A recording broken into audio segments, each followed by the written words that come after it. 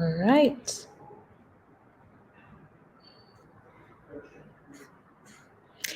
Hi, everyone. I'm Duko Kitenge from Code for Africa, and I want to welcome all of you to Code for All's 2023 Summit.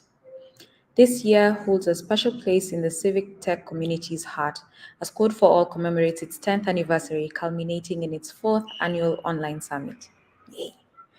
Whether you're a familiar face or a first-time participant, you should know that the 2023 summit is more than just an event. It's a global convergence that the Code for All's core team, along with their 31 member organizations, curates each year to foster unity within the global civic tech community. To celebrate their 10th anniversary, the network is kicking off a crowdfunding campaign and turning to their amazing community with a heartfelt ask.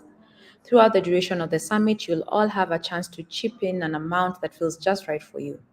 Your support is absolutely crucial in keeping the unity and empowerment of both the Code for All network and Code for All Summit alive. In the screen and the chat, we will share the link where you can directly contribute to amplifying Code for All's mission and propelling their efforts in the years to come. Now, a few housekeeping items before we start. During the session, we'll start by hearing from each of our speakers. Following this, we'll have a group discussion, and then the room will open up for Q&A from the audience at the end. If you'd like to ask any questions during the webinar, please type them into the chat window on YouTube live streaming. We'll try to address them during the conversation. A recorded version of this webinar will be available at codeforall.org and on our YouTube channel for future watching. Great. Now let's get into it. The session you've joined today is called How Can Generative AI Be Used for Civic Tech and Digital Democracy? And is all about exploring some of the most interesting, both good and bad examples of generative AI solutions that are being deployed as either civic tech or digital democracy solutions around the world. And our speakers today are Clemence Kyara, Code for Africa's full-time Chief Technology Officer. He holds a Bachelor's of Engineering in Electronic Engineering from the University of Pretoria in South Africa and has over 10 years experience in system design and software development in the open source sector, spanning research, civic tech, and fintech. Next, we have Cui Jia Wei, a graduate student studying IP and competition law at National Taiwan University. And he also serves as a research assistant in Academia Sinica for AI, and he's in information technology law. And lastly, we have Israel Olatunji Tijani, an ICT 4D expert with over 10 years experience in this field. Tijani is currently floating a startup called ChatView Limited, and he'll speak about this later. Thanks so much for being with us today. I'll let you take it from here. So now we'll hear from each of our speakers, starting with Clemens. Take it away.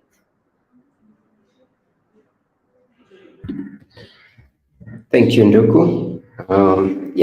As you heard, my name is Clemence Kyara, and maybe to add, I'm based out of Dar es Salaam, Tanzania. Anyway, what I present today,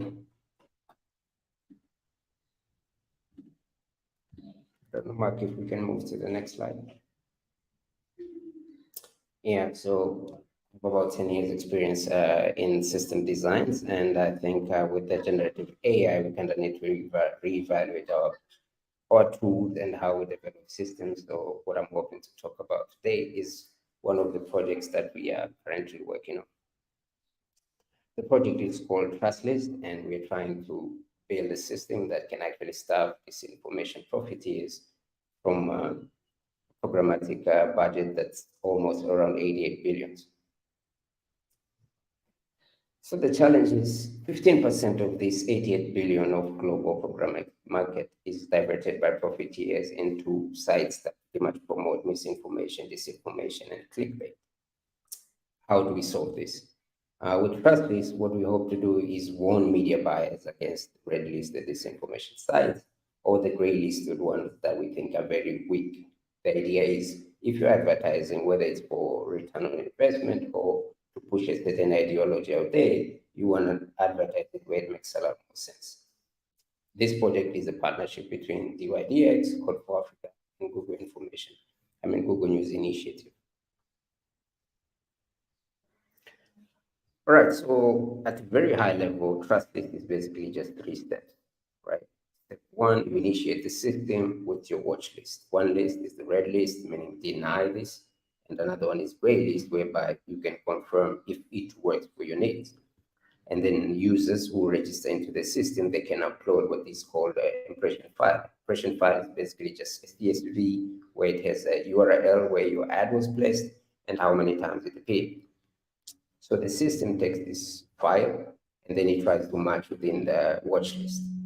If all is good, your URL will appear in one of these lists, and then the system will report, yeah, you are in a red list, or this one is in the gray list. But this is very rare, as new sites pop up every day. So this is where step two comes in, whereby the system needs to objectively analyze each new site that it sees that it has no information before. And of course, we do this using what is already being done today, like historical traffic, technology use, advertising load, but we are also trying to add something about the actual content of the site. And this is what I want to talk about today. At the end of the step two, the system just creates a score, and this score, it helps it update the watch list. So if say your score is below 40 out of 100, the system will put this site in the red list. If your score is between 40 and 70, the system will put this in the gray list. And if it's above 70, then your site will be cleared as a gray list. But throughout all this, the system makes sure it stores enough data so that the human can review the whole process. And if at any point, whether they have enough information or the system didn't do what it was supposed to do, they can actually update this rate.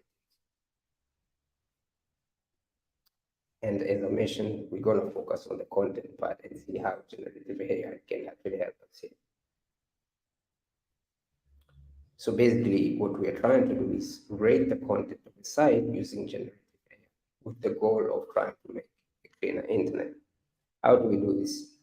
The actual user flow end-to-end is very complicated, similarly to something like Google search. Yes, it's easy for a user to do it, but the actual backend work that needs to happen is a lot. And having reviewed this system, we found that there's actually kind of a divide. There are tools that are currently out there that are already very good, whereby introducing something like generative AI is not going to help much. This includes tools like historical traffic analysis, for example, Majestic or Trump. These are very good. You can reuse them as they are. Web crawling, again, tools like Scrappy are very good. You can use them as they are. So our approach was, let's introduce generative AI where it makes a whole lot more sense. And from our point of view, Gen AI makes a lot more sense when you use it for natural language processing. This could be summarization, categorization, or entity extraction. So how do we do this? Again, we do this recursively, whereby you start at the top of a site. Let's call this landing page. You ask generative AI certain questions, key questions.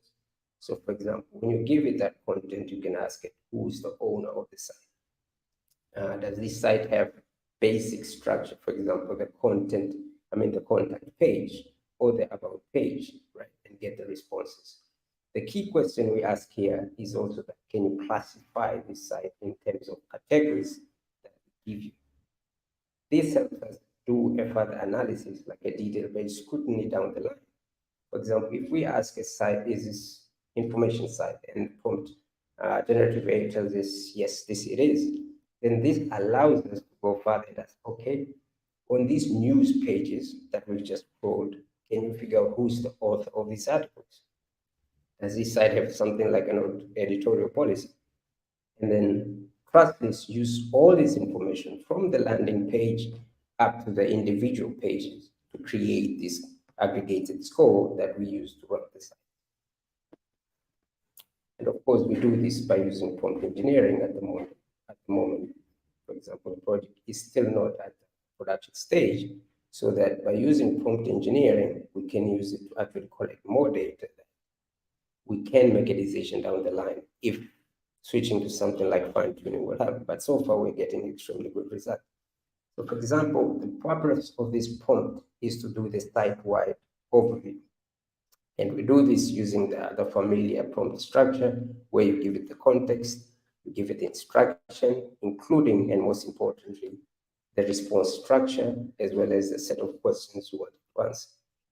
This kind of analysis using the current tools or the old tools would have taken you a lot more work to do. You would have to use regex to kind of pick out where the actual links are. You'll have to use NLP, like a Python toolkit, to kind of figure out what's the summary of this side of. Now you can just use a single prompt to get all of this information.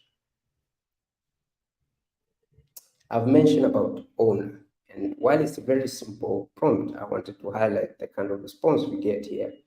The top side there, like you can see, MSN and Glamour, these are big sites, right? It can definitely pick up who's the owner is.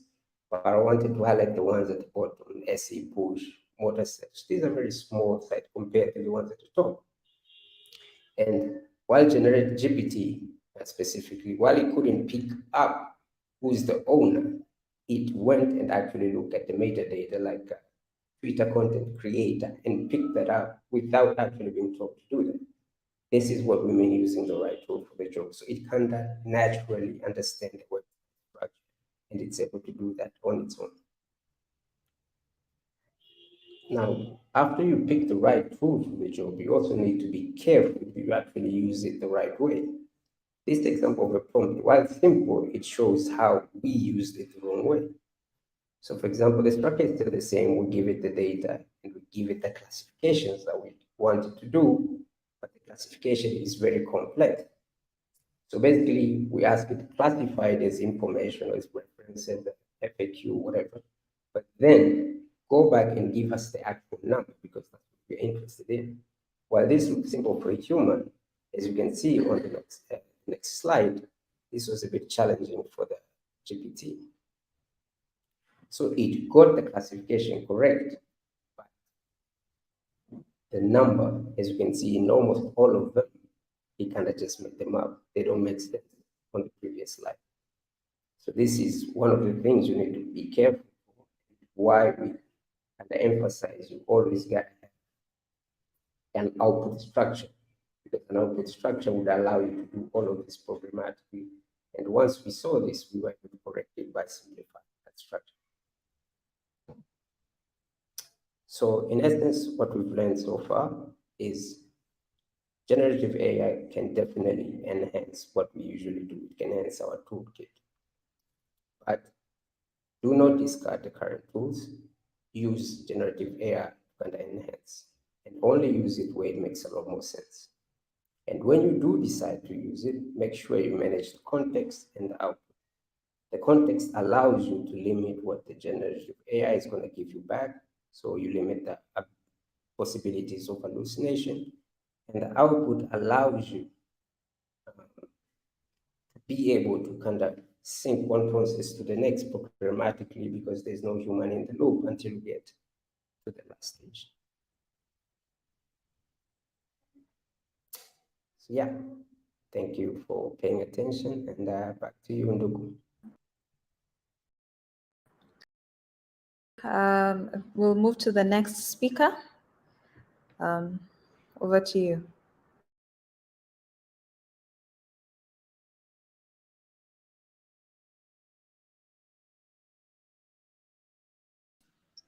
Hello, can everybody hear me?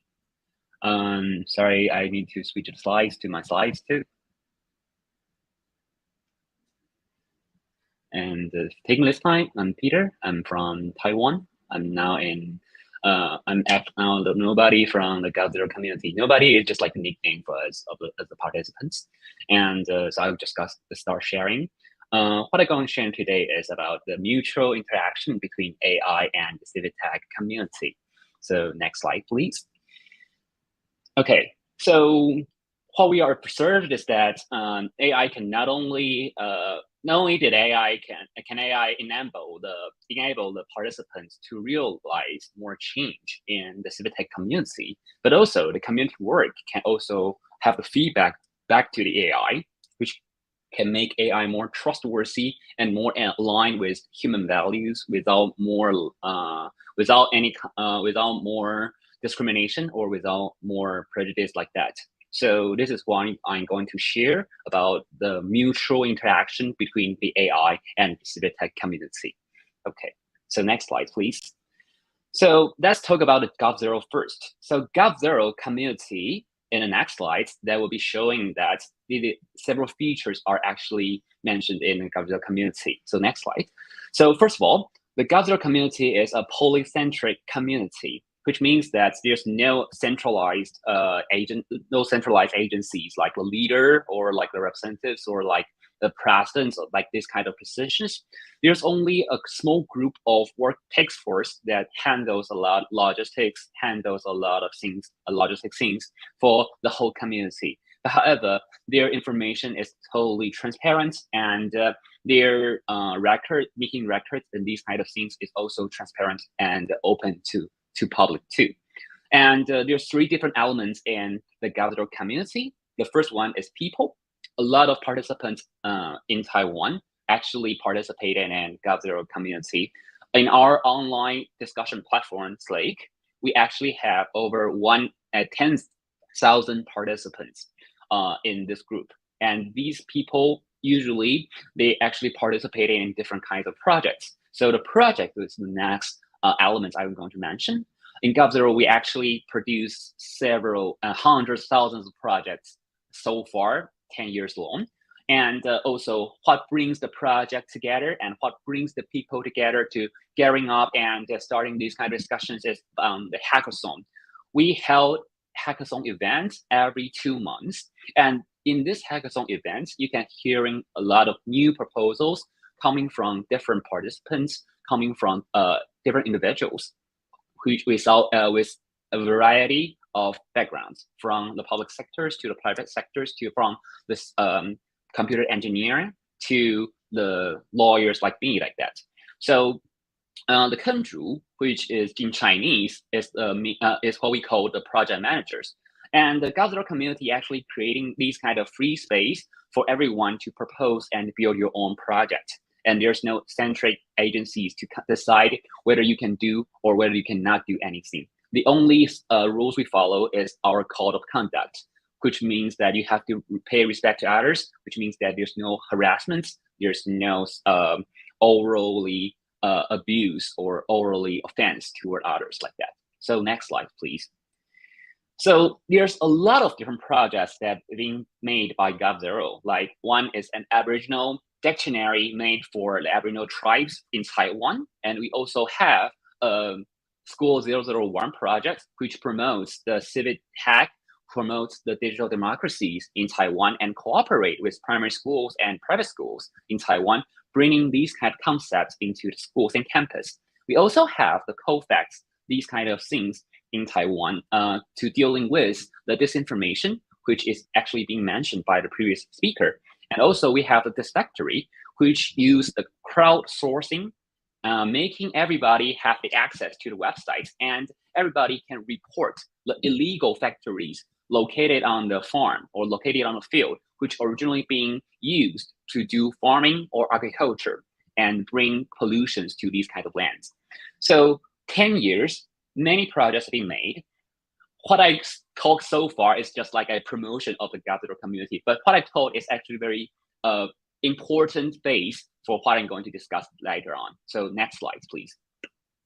So AI, how AI can help this kind of polycentric community? So first of all, AI can help dealing with many chores. So you know that when you are doing a project, it is not only about your idea. When you want to realize your idea, you need to do a lot of infrastructure. You need to do a lot of chores. You need to finding out times. You need to setting out a meeting. You need to writing out the very perfect wording, perfect words or perfect scripts to appeal to others to joining your project. And these kind of things can be shifted to the generative AI model and generative AI tools. So automations can become more easier, especially on designing, especially on writing the scripts, especially on managing a lot of chores like that. And also the starting cost and making the version 1.0 is become lower. So usually when you are doing a side project or when you are starting up a project, it is actually very hard. It's actually the most difficult part is starting a project from 0 to 1, right? So if you can decrease the starting cost when you want to start a project from scratch, it can save a lot of energy for you to pushing your project and save for pushing the project later on. So AI can actually providing you with a version 1.0. Like you can ask the AI to providing you with a guidelines or providing you with a framework of your project, and you can modify it on your own. So these kind of decreasing the starting cost is very critical for every participant to maximize or even double or optimize their energy and their time and effort investments into the CivicTech community. Next one. Next slide, please. So another thing is that the saving labor, work, and time, especially when turning script. So in GZero Community, we also emphasize the transparency and we also emphasize the open. So turning script of the meeting is actually taking a lot of time. So generative AI can just substitute these kind of works in a lot of ways and saving a lot of time for us. And when we are having more times and more efforts saved, we can actually spare more effort on the focus item and missions. We can spare more effort on developing our ideas. We can spare more effort on modify and optimize our projects. And also it can help bridging the gap between, because we know that right now, due to the fast development of technology, the digital gap can be wider and wider. But if you can have more effort to focusing on this kind of missions, you can actually having more time and effort to dealing with this kind of digital gap. So this is how I promote you with how AI can actually help toward the CivicTech community. Now let's talk about the other way. Next slide. So before we talk about the next slides, let's talk about one example. Is that this is actually we are actually helping the Japanese students using the generative AI to producing the script of the House of Representatives in Japan. So in Japan, the House of Representatives didn't providing any script, so it will be very hard for people to supervise the parliamentary members. But however, with the generative AI, we can use the generative AI tools to generate the script very quickly. So people will be more easier to supervise the contents of the meeting of the House of Representatives in Japan. So therefore, people can inject more power of supervision toward the parliamentary members. Okay, next slide. So another way is that how community work can benefit AI development. So when, as we showed in the next slide, the community project vTaiwan is currently working on with Chatham House and OpenAI, and to using the vTaiwan process to bridging the recursive public. So if you go to the vTaiwan website, you can see how vTaiwan process is worked. Basically, it is a process to bridging different stakeholders together. So we want to bridging different stakeholders together to inject democracy into the development and deployment of AI. This is what we want to do to the from the community work and give feedback to the AI development. What I show you is the mutual interaction between the community and the AI development and generative AI use. So this is what I'm going to share with you guys. Feel free if you have any questions later on. Thanks. Thank you so much for that presentation. And we've seen two angles where one is used to disenfranchise, well, rather to reduce the profit for websites giving misinformation, and the other is a connection to community to empower them. And so we have one last interaction. Israel, you can take it away.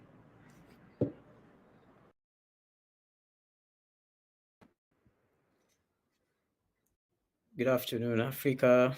Good afternoon, Europe. Good afternoon, the whole world. My name is Israel Olatunji Tijani. I'm a data scientist and the founder of ChatView. I'll be speaking and presenting on how we've been leveraging generative AI to address some issues within the civic space. And I'll be presenting to us ChatView. Next slide, please.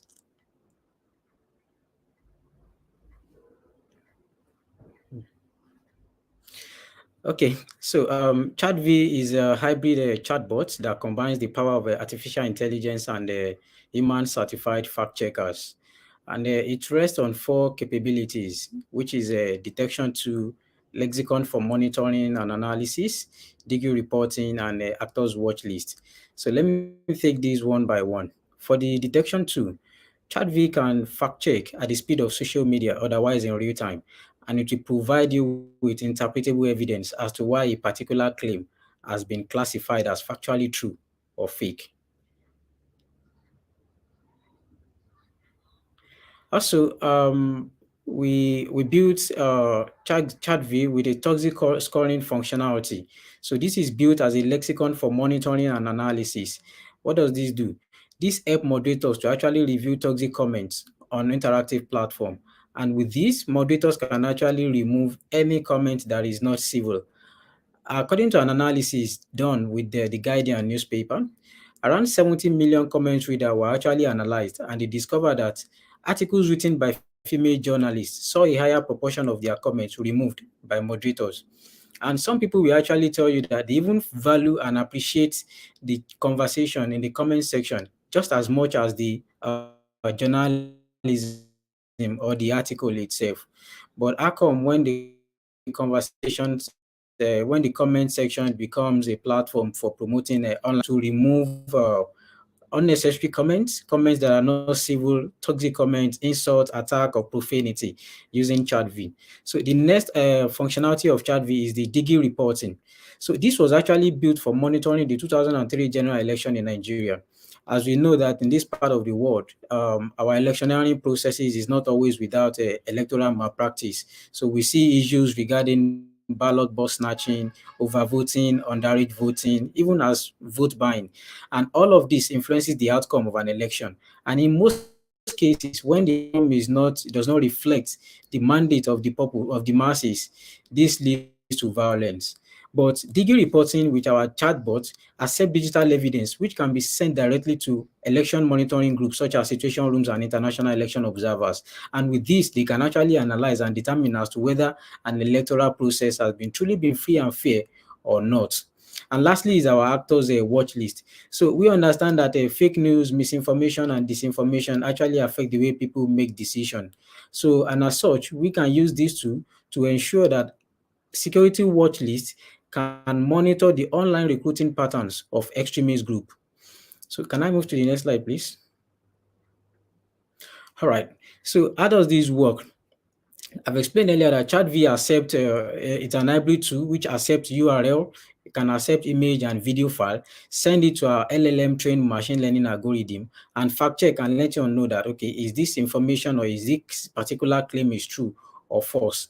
And also, we can also use it for monitoring the capacity of threats to information integrity. What does this mean? We understand that online, we have so many extreme groups using online platform to recruit people now. So you can use ChatView to actually monitor how these extremist group operates, and security actors can take proactive measures to curb this. Next slide, please. All right. So at the heart of our innovation are these three technologies, generative AI. And the secret sauce to our generative AI is our naive-Bayes algorithm. We understand that unpatriotic element actually uses artificial intelligence to create fake content. We've seen so much of that in deepfake videos. So on our own side too, we understand that we have to match their level of technology and competence if we really want to tackle and control misinformation on the internet. So using naive-Bayes algorithm, it is mainly designed for binary classification. What this does is that it does not support more than two class labels. It is either it is true or it is not, which is false. And also we use the TF-IDF algorithm. It's a time frequency inverse document frequency algorithm. So this algorithm actually helps us to classify the words in a particular document. I mean, it helps us to, it determines the relevance of particular word in a given document. And it does not just determine the word by looking at its frequency. We understand that machine languages are zeros and one. So these algorithms actually turn words into figures and values, and then use the summation of this value to determine the originality of this content in a particular document or a claim you are trying to fact check. And also we incorporate machine learning. So our machine learning model, which actually uses perspective API, it scores phrases based on their perceived impact in a conversation. We can see on the slide, when you have a phrase such as a shut up, you are an idiot. So our machine learning algorithm will pick this up, score it, and let the moderators understand how toxic this comment is in the context in which it is being used in the conversation. And the moderators can actually use this either to remove or to review the comment. And also we use a LLM. Why LLM? The method of disinformation and misinformation online actually varies. So must the response. And we are training ChatView with massive data. And to do this, we've incorporated the LangChain, which is an open source LLM training framework to train our model. And we also use NLP. Why NLP is because ChatView uses a natural language model, which understands the nuances of human language, and as such can handle conversations in fact 18 different languages. And lastly is our digital fingerprint. We don't just want to fact check and leave it there. We want to make sure that after fact checking a particular claim, you can no longer redistribute this false content on the internet. So ChatView will attach hash value to any false content that has been fact checked, and platform owners can use this hash value to actually remove the content from internet and also prevent you from sharing it. You will just notice the moment you upload the content that has an hash value attached to a false claim, the moment you upload it on your timeline, within seconds you will see that it has been removed. And this technology is currently being used in a particular tool called Take It Down in the US for removing sexually explicit content of teens from the internet. Next slide, please. So we can see the visualization of how our algorithm works, the TF-IDF, which is a vectorizer algorithm, and how it calculates the importance of word in a specific document. Please, next slide. All right. So we understand the risk associated with using our technology. So we have our users in mind, and having understand the risk, we use confusion matrix to actually evaluate how ChatV how ChatV is working. And to do this, confusion matrix enable us to actually identify our true positive values, true negative values, false negative, and false positive values. What does this mean? Let's say, for instance, we have a TP of 4, we have TN of 4, we have FP of 1, and we have FN of 1, meaning that for every 10 fact-checking activities carried out by ChatV, 8 out of them will be correct, whereas 2 out of it will require human intervention to avoid, mislabeling a particular claim as being true, whereas it is false. So this is why we built ChatV as an hybrid chatbot, which does not rely solely on machine learning program, but also uses the experiences of human certified fact checkers. Last slide. Thank you. So I don't know if I have the access to share my screen. I would like to demo how ChatV works from my hand.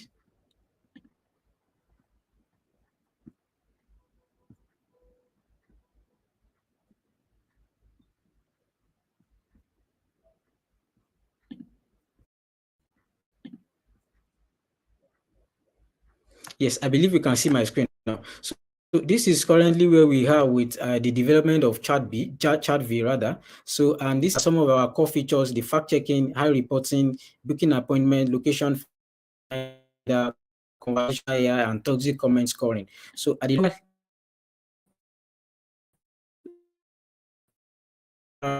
here, once you approve ChatV will work. A prompt will come up showing the list of things ChatV can actually do. So let's say I want to check for a particular comment. Now I select the toxic comment moderator. So it will ask me to enter a particular comment. So let me supply a comment to a particular article. Let me see, your article sucks. You can see. So ChatView will let you know that this particular comment is actually 85% toxic, and this can help moderators to actually filter these out. So let me get more toxic comments by saying,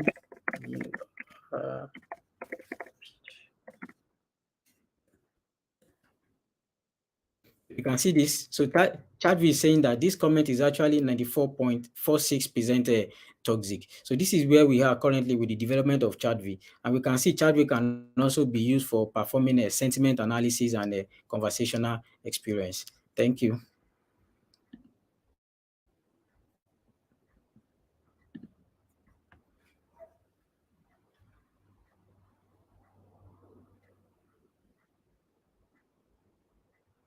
Some rolling from the live stream. And my first question I'd like to ask well, to anyone in the room, whoever would like to answer. And that is, what considerations should civic tech organizations make when thinking about the level of investment required to introduce generative AI to their daily work? Yeah, you can go first, Peter.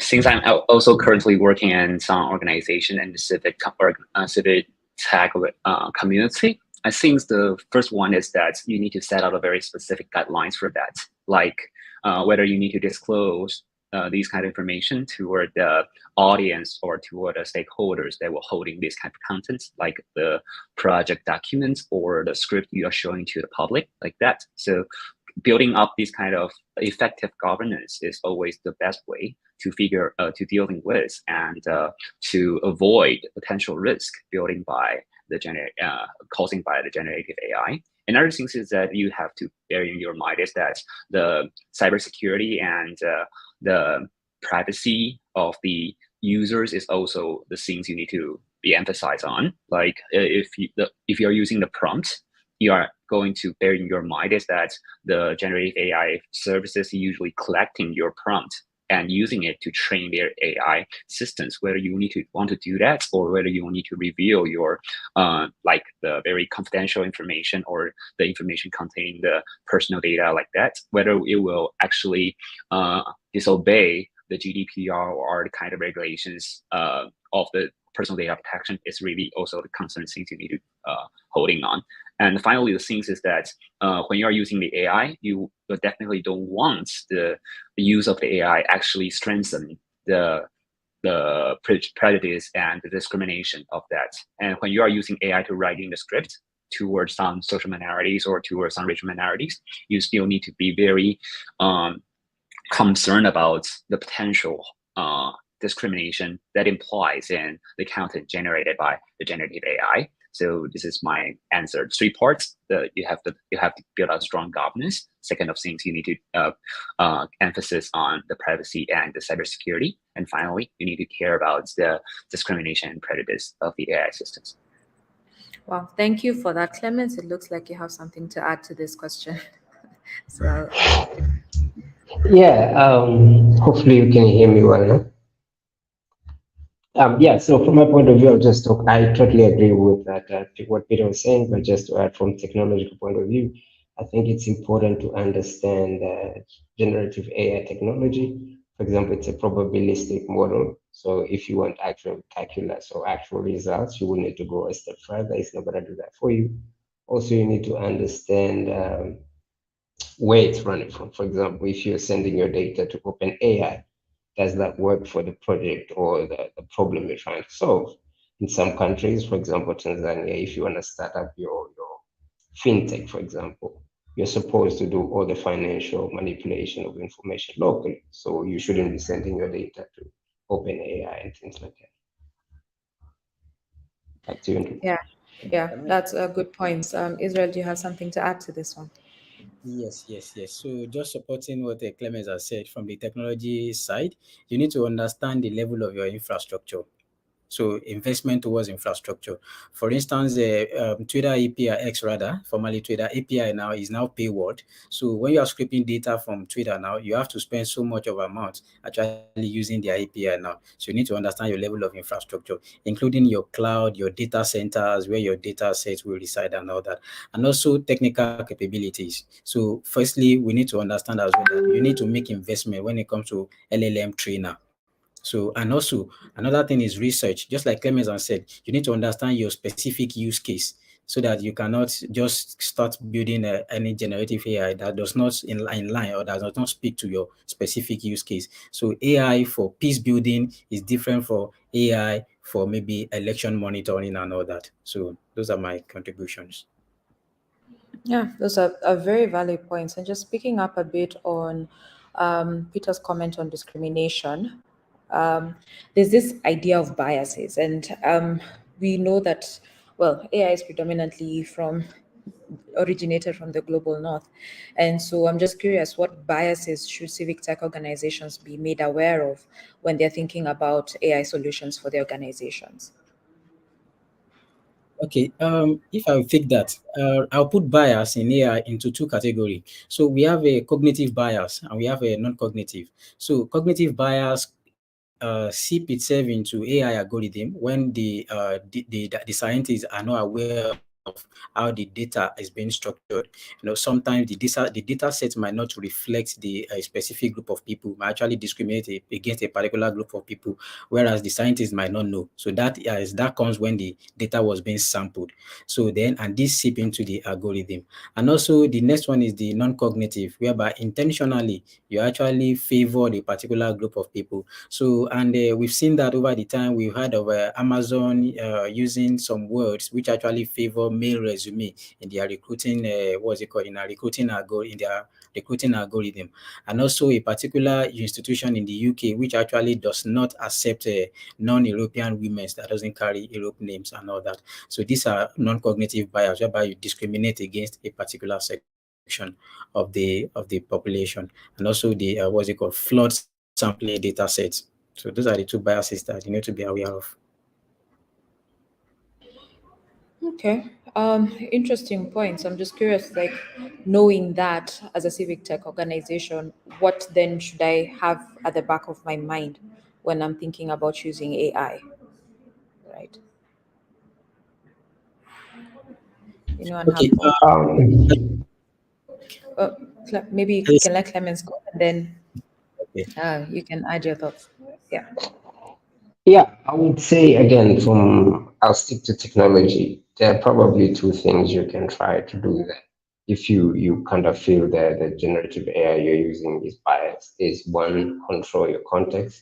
Again, making sure you limit its knowledge to the data that you know is clean, right? So you send it, this is the clean data, and you make sure you respond based on this clean data. Another thing you can do is fine tune, right?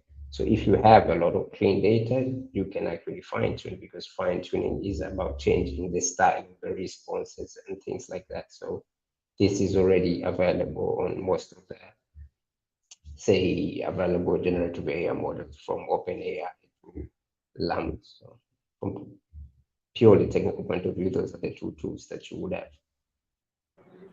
Yeah. Thanks. I think Israel had something to say, and then we'll move to Peter, and then consider a few other questions. Yeah. Yes, Okay. he has actually said bad data is equal to bad model. So that's just it. So, and to actually resolve this, you can actually use some tool. There is a particular Azure Responsible AI workbench. So I was part of some of the data scientists trained by Microsoft early this year on how to use that workbench to evaluate your model. So you do error analysis, you do data analysis, then you use a model analysis. So with this, you understand how your model is working, then you can always improve on its performance to be more fair, reliable, and safe, transparent, and accountability, and in line with all the 6 principles of building responsible AI. Thank you. Thank you for sharing that. Yeah, Peter. Okay, so beyond data issues that mentioned by the two very good panelists in this room, I also want to point out that since the CivicTech community and the NGOs usually dealing with issues very close or deeply related to the human or some basic values or human rights. But however, when you're dealing with these kind of issues, you actually relying on a lot of like common sense and the socialized materials when you are growing up, right? So you're growing up, you have a living backgrounds, and these kind of things can actually fix and also have like more cultivate your ideology. But however, these kind of things cannot be very easily reflected on the data reflected, because it is like common sense. So people don't care about that, and people not don't care about it, but people will do that automatically. But how to teach the AI with the common sense, how to teach the AI with these kind of social values is actually very important. And like Clarence mentioned about the fine tune, but however, the fine tuned ways usually also have its kind of limits when you want to dealing with these kind of issues. Right now, some AI model developers like OpenAI actually developed the Da Vinci model for more human aligned or more human value injected models like that. But however, we still need to figure out that that is why the human values is still need to be injected and still need to be into the loop of the AI application into the daily work of the CivicTech community. Thanks. Thanks. Yes, you raised very, very valid points. And we're still waiting. If you have any questions, do post them and we'll be able to address them if you have any thoughts. I do have another question as we're waiting for the participants to share theirs. And this is around now the practical bit. So we've talked about these tools, we've talked about how they run. So if I'm a civic tech organization right now and I want to incorporate AI into my work, or if I'm in digital democracy, what job roles am I looking for? What skills am I looking for? What kind of person am I looking for to do this kind of work that you're discussing on this session? Okay, let me take that. I will say you adopt the multidisciplinary approach. What does this mean? We are building a chatbot that can actually fact check. And at the same time, some of my back team are technologists, they are developers, they are LLM trainer, they are data scientists, UI, UX. But as much as possible, we still bring in certified fact checkers, journalists, to actually help us evaluate what we are actually doing. So this is where the multidisciplinary approach actually comes in, because you cannot tailor it down to just being tech and science part alone. For instance, we are building a particular tool that can actually help get what's it called, for conflict or maybe violent places now. So anyone that is in war with a party, this can help them get their mind, whatever they want in their mind, anonymously. So even doing this, we need to bring in certified mediators who understand how to actually resolve conflicts when we are building this. So multidisciplinary approach is actually what I would suggest.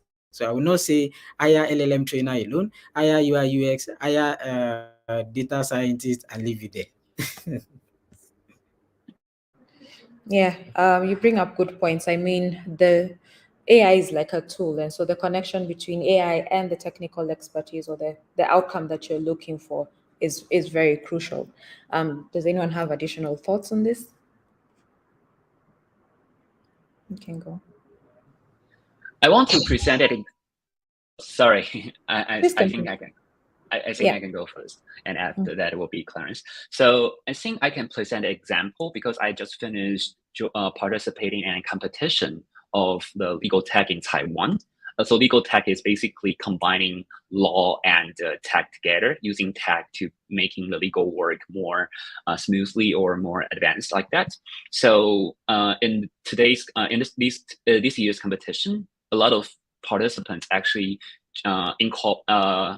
use AI or generative AI models into their products or into their into the service they developed. But however, you can see that one team actually misunderstanding the difference between the medicine or drugs with the cosmetic product. In Taiwan, they are very different, two products, and under two very different control and very different regulation. So, but however, the team is also only one engineer. Is one main team, so there's nothing to blame the engineer because there's no further members that can providing the proficiencies on the law or proficiencies on the regulation landscape in Taiwan. So I want to show you by this case is that the AI development is not only we need the engineer, not only we need a prompt engineer, not only we need a fine-tune engineer, not only we need a model engineer, or not only we need the data scientist like that, but also we need more people to adding these kind of social values, adding these kind of legal perspectives, adding these kind of like humanity perspectives into the developing and the application of the model. And these will be very especially important when it comes to the CivicTech community, because CivicTech community, I think most of you guys, most of the participants and all of your panelists in the room is actually works for the better future or better welfare, better benefits for the community and for the whole society. And without injecting these kind of values into the AI model, it will be a total nightmare for the human rights, for the integrity of the human, for safety and privacy issues. Thanks. Thanks for that. I'd like Clemens to speak, and I do have a follow-up question on this, but Clemens, please go. Yeah, for me, I would say knowing the civic tech organization we have now, probably maybe they shouldn't focus too much on the jobs and the roles. I think they should try first just understand generative AI and understand their own sector and figure out which part of what we're doing is maybe ripe for interruption, meaning it's something that's not critical, something that's not, private or whatever. And then they can take this and test with AI, right? That way it doesn't require a lot of skills, doesn't require a lot of tech. It could be just somebody sitting with their laptop, sending it to ChatGPT and getting a response. This way they can start developing a feel of what this tool can help us with. And then over time, the more they understand it, and the fact that generative AI is still much evolving, the roles we have today, prompt engineering, machine engineering, machine learning engineering, data scientists, they may end up merging down the line. We don't know what's going to happen. So I think for civic tech, especially in Africa, they should just try to understand as much as they can about this tool, play with the tools that are already there, and just develop a feel like what Peter was saying, just a common sense of what is happening here and what can we test with. And over time, we should be all right. Thank you. You've shared some good tips, and I think that's where I was feeling a little stuck because there's there's a lot of buzz about the introduction of AI into any industry, right? And there's this pressure that you need to have people who can do something with AI, and you need to have a tool and a product that can use AI. But what you're bringing out from this conversation is that there are factors that each civic tech organization needs to consider. For example, is the nature of their data private? If so, then maybe they need to consider a different kind of AI use where it's more closed, controlled, etc. Is it public information that they want more people to interact with? They need to make that consideration. And so when we're thinking about the kinds of jobs or the kinds of opportunities to grow into inclusion of AI into the organizations, it's not a one size fits all. Yeah. That's, I think, a good place to start because I know there's a lot of people trying to figure out where do I start with this AI? How do I use it? Do I have the right use cases? And so I really appreciate that. I think the last thing that I'd have is just as a last point from all of you. How would you encourage current civic tech and digital democracy organizations to in this journey in exploring AI? What last thing would you tell them? Yeah, we can go, Peter. I think I can do first. I think for the civic tech community, maybe the biggest question for the team lead or the organization leader is that whether we need to hire somebody else, which is these kind of professionals into BI models like that. I would say that in the era of the AI, from my perspective, the domain knowledge and your intention and your goal, your purpose is way more important. So with these kind of things building in your mind, you can really optimize the use and optimize the positive impact brought by the AI model and AI tools. So I would suggest that you can actually starting from collecting maybe the works that people feeling like too lousy or too tiring, but it is actually repetitive and actually can be maybe can be replaced by these kind of automatic tools, and then using some other ways like learning materials online. There's a lot of online materials actually talking about that, finding out materials and training those like the people in the organization originally. That will be, I think, will be a better way instead of like finding out somebody else outside of the organization didn't understand any kind of like mission or ideas about your organization and didn't understand the mission, understand the purpose of using this kind of AI model, but only with the proficiency of the AI knowledge. I think with the purpose is actually way more important with the proficiency, because with the purpose in your mind, the proficiency can grow fast. But however, with proficiencies, the purpose cannot grow faster than that. Thank you for that. Israel, can go next. All right. I think this is what I would say first. For civic tech organizations to actually start integrating AI, we have all agreed that the future of work is AI. First thing is we need policy around the use of AI. I'm not aware of policy in Africa. I know of the EU AI Act, but I'm not aware of any policy as regards the use of artificial intelligence in Africa. So first thing is civic tech organizations need to push for policy and then draft their own organization's policy, which we help them streamline how they will use and roll out the use of AI for their work going forward. So that is it from my end. Thank you. How about you, Clemens? Yeah, I totally agree with both Israel and Peter. The only thing I can add is maybe two. One, let's not fear. Generative AI is here, but it's like any other technology before that, cell phones, internet. So let's not fear. And two, let's learn from each other, right? So if you're in a civic taker, build network, understand what your peers are doing, and learn from it. There's no point on repeating failures, or we should emulate success and stuff like that. That's a Back to you. very good parting shot. Great. Thank you so much, Clemens, Peter, Israel, and thank you everyone for being here today for this summit session. A few things I want to tell you about before we all sign off. As we started, over the last 10 years, the CodeFull network has been the driving force behind building the largest civic tech community where organizations collaborate and share skills, strategies, and resources without constantly reinventing the wheel. Enthusiasts like you and I can tap into this collective knowledge, connecting across countries and backgrounds to learn what others are doing and amplifying our impact. We want you to be part of this, and your support isn't just a donation, it's a statement.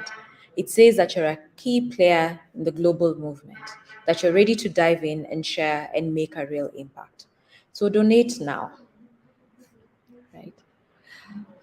My colleague will be sharing a few links in the chat for your interest.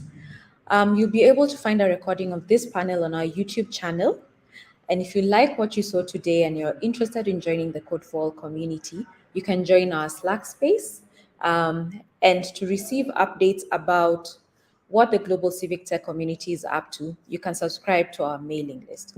Now, all this will be within the channel description and the chat so that you have access to all of them. And I'd also like to appreciate each of our panelists again for being part of this session. And thanks to all the attendees, and we'll see you around. Have a good one. Bye.